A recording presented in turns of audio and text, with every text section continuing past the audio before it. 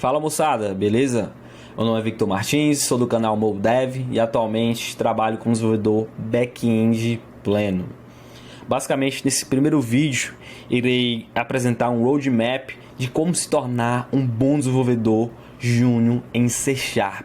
Você que está dando seus primeiros passos com programação, ou você que está migrando de carreira, ou você que já sabe uma outra linguagem de programação, como Java, como Python, como Go, e quer dar seus primeiros passos e quer criar suas aplicações em C#, esse roadmap irá te ajudar com algumas dicas. Então vamos seguir aqui alguns pontos que todo desenvolvedor júnior em C# deve saber, deve aprender e deve ter noções. O primeiro ponto que você deve percorrer com seu carro é o ponto de fundamentos de programação. Em fundamentos de programação você deve saber que em C# quais são os tipos de dados. Meus dados podem ser do tipo int, pode ser do tipo boolean, pode ser do tipo string e assim por diante. Você também tem que saber quais são as estruturas de repetição que o C# utiliza, for, while, do while, qual a diferença entre um do while e um while, as condicionais, if, else, também switch cases, os operadores aí para você efetuar algumas operações aritméticas como soma, multiplicação, divisão, também matrizes como estrutura bem clássica aí em todas as linguagens de programação. Você deve saber o que é uma matriz, como é que ela é representada em C#, e também você deve saber sobre as estruturas de controle e manipulação de dados. Você deve saber como é que o seu código funciona, se é de baixo para cima, de cima para baixo e assim por diante. Talvez você chegue para mim e fale: Victor, eu já vi esses pontos quando eu estava estudando na faculdade, quando eu estava estudando outro curso, de uma outra linguagem. Tudo bem, mas é necessário que você veja esses pontos, que você dê uma rápida revisada, pelo menos com C#. É necessário que você esteja habilitado a utilizar esses fundamentos com C#. Tem que ser algo natural, você saber o que é um for utilizando C# e saber a diferença entre um for utilizando Python, embora tenha uma certa semelhança, mas a sintaxe às vezes muda de uma linguagem para outra.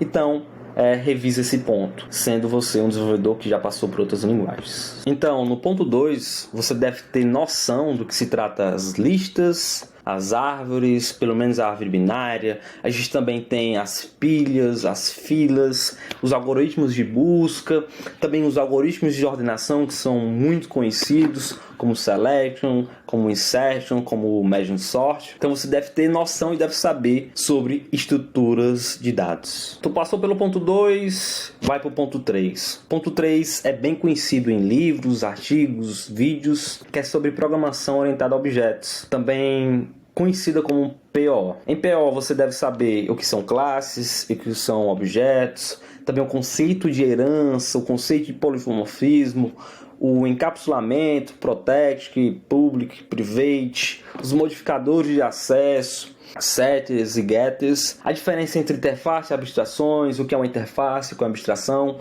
e quando usar uma ou outra. São pontos bem importantes que te colocam em um outro nível de programação mais próximo ao nível real, ao dia a dia que a gente acaba utilizando em empresas. Quarto ponto, temos os principais conceitos de Clean Code, código limpo, e Solid. Você deve ter noção da filosofia do Clean Code e para isso nada melhor do que você ler o livro do tio Bob chamado Código Limpo ou Clean Code do inglês. Você deve saber pelo menos como escrever nomes de classes, que é geralmente utilizando substantivos, nomes de métodos, de funções, que é utilizando verbos ali. Você deve saber também declarar nomes de variáveis que façam sentido para o código. Você deve também buscar uma clareza no código para que outras pessoas saibam o que você escreveu apenas lendo, onde o próprio código é a própria documentação, para que você também não venha esquecer, seja um dia depois que você escreveu o código, seja 2 dias depois ou 2 anos depois. É importante que você escreva o código e que você entenda o código e que outras pessoas também entendam o código que você escreveu. Também temos aqui engenheiros, médicos, advogados e outras profissões.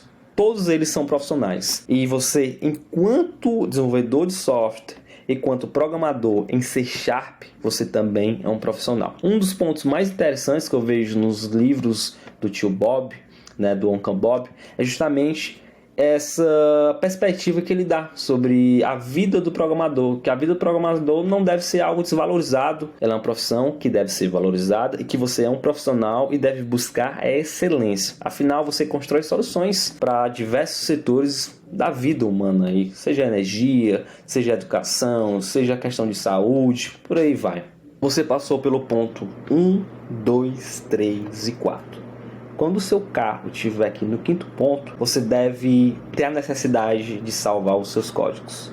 Você precisa salvar os seus códigos para manter um histórico, para que outras pessoas vejam a sua evolução, para que você veja a evolução feita no seu código, a sua maturidade que foi adquirida com o passar dos meses, das semanas e dos anos. E também é um ponto importante porque o mercado te cobra. 99% das empresas elas vão utilizar o controle de versão do código. O código vai ficar na nuvem e outras pessoas precisam baixar esse código na máquina local, precisam modificar esse código, precisam colocar features, precisam colocar correções, precisam colocar isso, aquilo. Mas esse código precisa saber quem foi a última pessoa que modificou, o que ela colocou de informação naquele código, precisa saber que pessoas corrigiram aquele código para que aquele código fosse para a produção e assim por diante.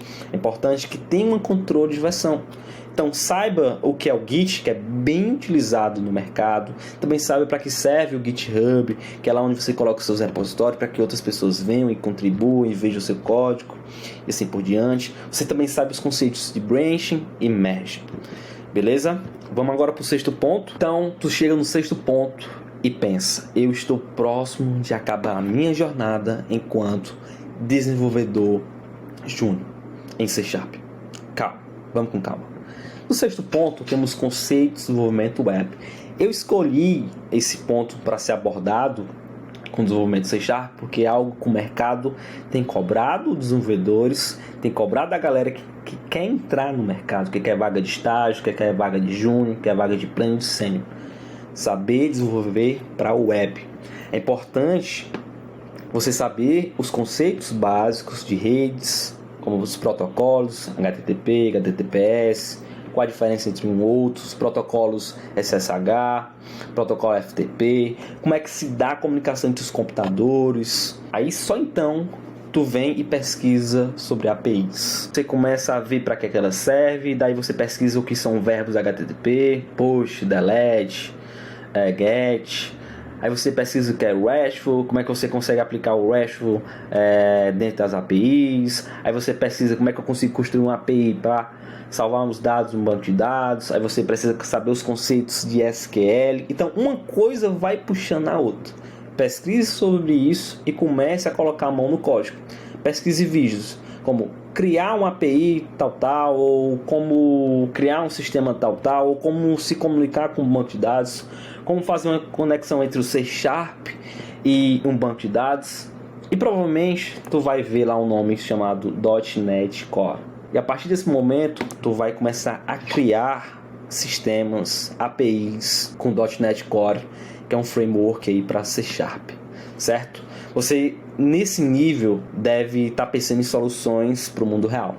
Por exemplo, você deve pensar numa solução, sei lá, para o sistema de atendimento na fila da unidade de saúde do seu bairro, já que ela atua com fichas manuais de papéis. Então você pode pensar em um pequeno sistema, numa pequena API ali, de como resolver esse problema. Então agora tu passou pelo ponto 1, 2, 3, 4, 5 e cai no 7º ponto, após o 6º. Você acaba de descobrir que tudo que você estudou te levou a estudar outras coisas. Você estudou sobre APIs, aprendeu que as APIs em sua maioria mandam dados no formato de JSON, aí tu pesquisou que era JSON, uma coisa levou a outra. Aí tu aprendeu que as APIs elas não podem estar com seus endpoints abertos para todo mundo, que usuários autenticados e logados devem ter acesso àquele endpoint, somente eles devem modificar dados, apagar dados e assim por diante. E você chegou a um certo tipo de maturidade que vai requerer você escrever códigos com mais profissionalismo, com as aplicações mais bem desenhadas, mais bem feitas, mais bem trabalhadas. Você deve buscar as boas práticas com C# Nada melhor do que a própria documentação ou grandes canais, que é uma galera que é muito referência em C# e que você deve ver os repositórios que eles têm no GitHub, que você deve ter aprendido o que é GitHub, e deve aprender como é que eles escrevem esses códigos. Então você deve estar buscando as melhores práticas, porque você está amadurecendo com a linguagem. Em paralelo, tu vai estar vendo qual a diferença entre um C# e um Python, entre um C# e um Java. Aí tu cai em injeção de dependência, tu aprende o que é injeção de dependência, qual é o momento de utilizar um edge singleton, um edge transit, um edge scoped e assim por diante. Aí tu também deve pesquisar sobre o conceito de mid-risk, as expressões links que vão nos ajudar a manipular dados, mais parecidos ali com Banquery. Tu vai aprender também sobre os ORMs, qual ORM eu devo utilizar, qual é o mais utilizado, e tu aprende que é o Engine Framework até o momento. Aí tu conhece o Dapper, qual é a diferença entre o Dapper, que é um micro ORM, para o Engine Framework, que faz a comunicação com o banco de dados, que você aprendeu lá no sexto ponto, que existem vários bancos de dados, que tem os bancos de dados relacionais, não relacionais, e que eu só mostrei para vocês os bancos relacionais, que é o MySQL e o SQL Server. Aí tu pesquisando, tu estudando, se aprofundando, descobriu que existe o Mongo, tu descobriu que existe o Elasticsearch. Então uma coisa vai puxando a outra. Aí tu aprende que, embora você tenha aprendido tudo isso aqui, que você tenha visto tudo isso aqui até o sexto e sétimo ponto, ainda existe muito mais coisas que você ainda precisa saber. Mas prosseguindo, tu começa a desenhar suas aplicações, você pesquisa o que é arquitetura em MVC, arquitetura em camadas, qual a diferença, porque tu estava fazendo monolito, porque não microserviço.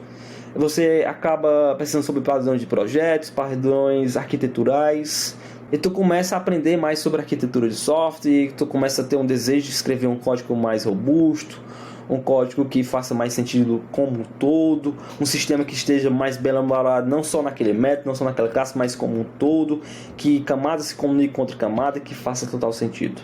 Daí surge a necessidade de tu deixar suas aplicações mais seguras, as suas APIs mais seguras. Aí tu aprende o que é autenticação, o que é autorização, para que serve os JWT tokens, como eu posso usar eles aí para deixar minha API mais segura, meu sistema mais seguro, como eu consigo aplicar aí os Fast Fail Validations para que eu consiga capturar os erros dos dados enviados, sobre os pacotes nuggets, para mim baixar os pacotes pro C#, pro .NET. Aí tu estudando ali sobre arquitetura anteriormente, sobre MVC, tu aprende sobre arquitetura hexagonal. Aí tu vê que nem tudo é APIs, nem tudo eu resolvo com APIs. Aí tu aprende sobre microserviços, a importância sobre os work services aqui em C# para tu resolver certos tipos de problemas ali em segundo plano e assim por diante. Uma coisa vai levando a outra e tu vai aprendendo um conceito, vai surgindo a necessidade de tu aprender outro. Por isso que é o começo do fim. Tu pensa que terminou, mas tu nunca termina. Dada toda essa jornada que tu percorreu no mundo aqui do C# para se tornar um belo e bom desenvolvedor com C#, é necessário que você faça pit stops. É necessário que você pare e reflita. Eu tenho um coração de junho, mas o que é um coração de junho? Um coração humilde, um coração que sempre está buscando aprender, é um coração que sempre está também querendo compartilhar, quando tem dúvida levanta a mão, e assim por diante. Também ser resiliente, ser gradual. Nem tudo vem nas suas mãos de maneira instantânea. É necessário que você erre, que acerte, que você crie bugs, que você esqueça pontos e vírgulas, que o seu código não compile, que você tenha que parar naquele dia, esperar 2-3 dias para resolver o problema, que você peça ajuda ao seu colega de trabalho, seu colega de faculdade, ou seu colega que você conheceu na comunidade.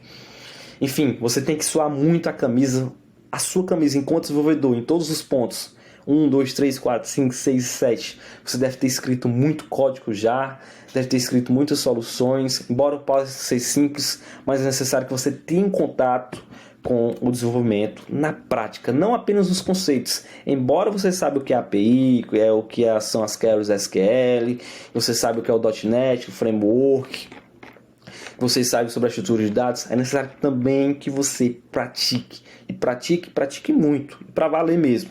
Tu vai aprender errando e validando e amadurecendo. É assim que tu vai aprender.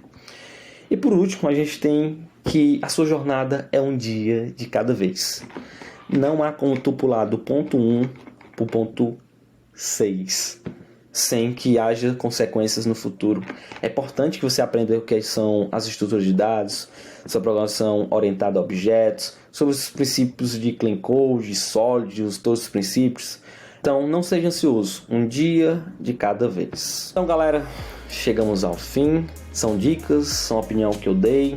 Funcionou para mim, funcionou para alguns colegas que eu tenho. Talvez alguns pontos não funcionem para você, ou que faltou e você deve acrescentar. Você coloca conforme a sua necessidade. Não existe uma fórmula mágica, não existe atalhos. Existe esforço, prática e constância. São esses pontos que existem e que você vai aí mergear com os demais. Beleza? Aqui foi Victor Martins do canal Maldev. E fica com Deus e até a próxima.